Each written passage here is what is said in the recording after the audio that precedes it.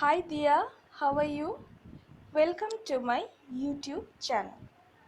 Today I am going to discuss the poem Television, which is in your syllabus, and Television is composed by George Bernard Shaw, who is popularly known as Bernard Shaw.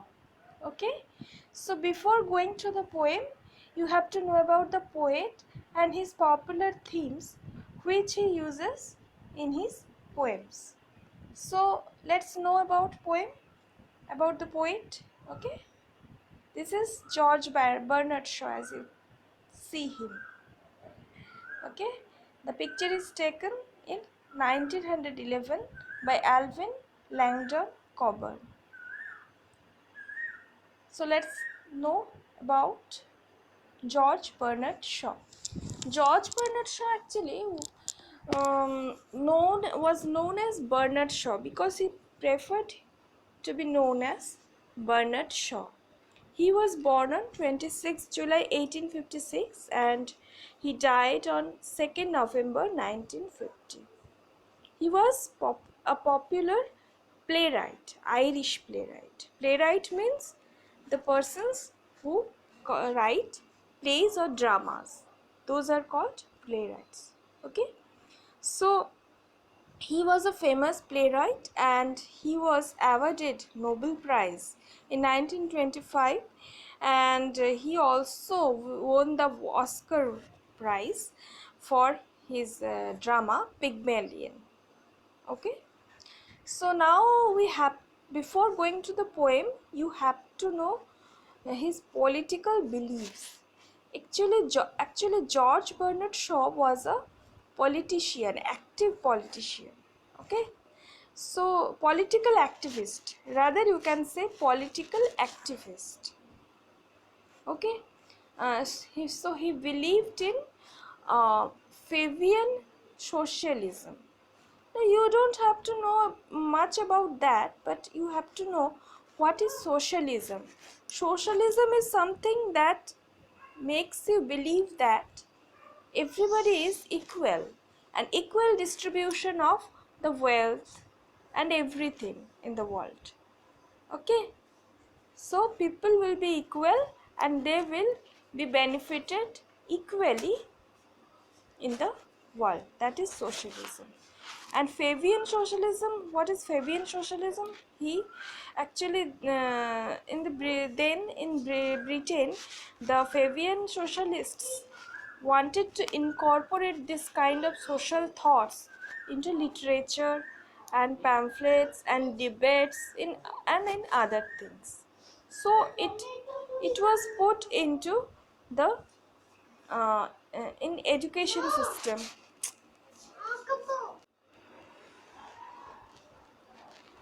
Okay, so in this poem you will see the poet, how the poet has stood for equality among the people, how he has advocated this socialism in his poem. So let's start. Television. You know, I sometimes wish I could.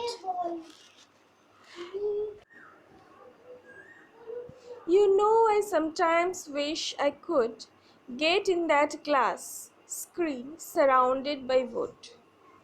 So, in this poem, the poet wishes to get into the glass screen of the television, which is surrounded by wood. Television is made of wood. It has wooden structure and a glass screen. It is not same as today's television, which hangs on the wall with LED or LCD screen. It was a different type of television, perhaps the earliest version of television, which was made of wood. So the poet wishes to get into the television screen and control its program. How? I'd change the programs one by one, no more terror or murder with gun. He wants to change the programs, the themes of the programs, that those are of the terror about the terror and the murder and guns, etc. All the violent programs he wants to erase from the television. He doesn't prefer those programs. He wants to change them, change those violence. Okay? Political corruption would be no more, with speculators robbing the weak and poor. There would be no political corruption. Political corruption means corruption in the politics. The powerful political leaders often take bribery or they adopt dishonest means to attain their goal. So he is against all this political corruption. So he doesn't want it to be shown on the television screen. And the speculator means those who make profit in the money market, monetary profit they gain. How they gain monetary profit? By robbing the weak and poor section of the society. The weak and poor persons are the producers of the wealth, their wealth are misused by the speculators. So they rob the weak and poor section of the society. This world of ours I would fill with joy, a brand new start for every girl and boy. He wants to fill the world with joy, with happiness, and he wants a brand new start, a brand new world for the girl and the boy, a brand new things to be shown on the television screen. Mother Nature would bloom anew, all mankind's dreams would come true. He wants Mother Nature to bloom anew, means in a new way. He wants to see the Mother Nature to flourish in a new way. All mankind's dreams would come true. Human beings are always dreaming of a better world, and he wants their dreams of that better world to come true. With birds and beasts, flowers and trees, with no more poisons on every breeze.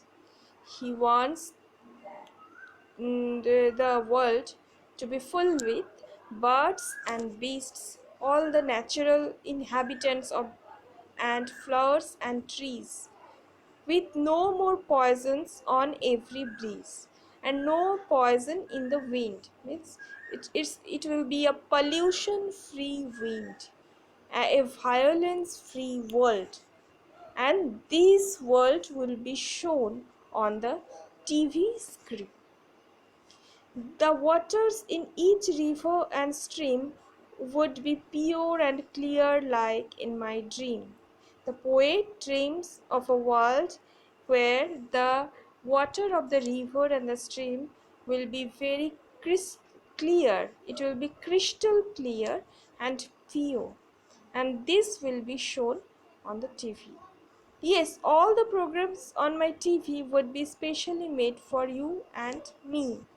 The TV programs will be made for the poet and the children, and for the poet and his readers. I teach the children to love and care, the grown-ups how to help and share. Here the poem becomes didactic. Didactic means the poet wants to share some moral lessons. The poet wants to teach the children to love and care, which are very much morally correct. And he also wants to teach the grown-ups, the adults, to help and share, to help others and share everything. So this makes the world beautiful, and the world also will become beautiful with all its natural element. This is the poet's dreams. Each job of work that has to be done shall be shared by everyone. Each job of work should be shared by everyone. Everyone should equally work. it will not be that one section of the society will work more, they will be laborer, and the other section of the society will be rich, and they will only take advantage of those labors. This will not be done. There will be an equality among all. So there you can see the reflection of Fabian socialism. In socialist philosophy, it is said that every person must share equal wealth of the world.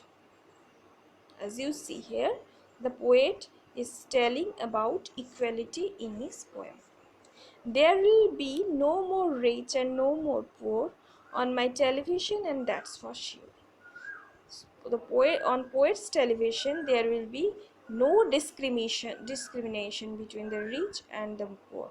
There will be no rich and no poor. Everybody will be same, equal, and on his television.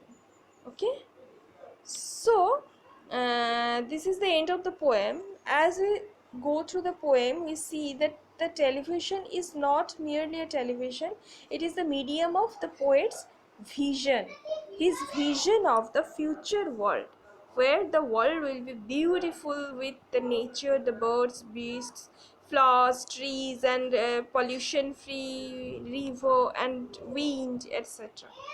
And also there will be equality among all the human beings of the world.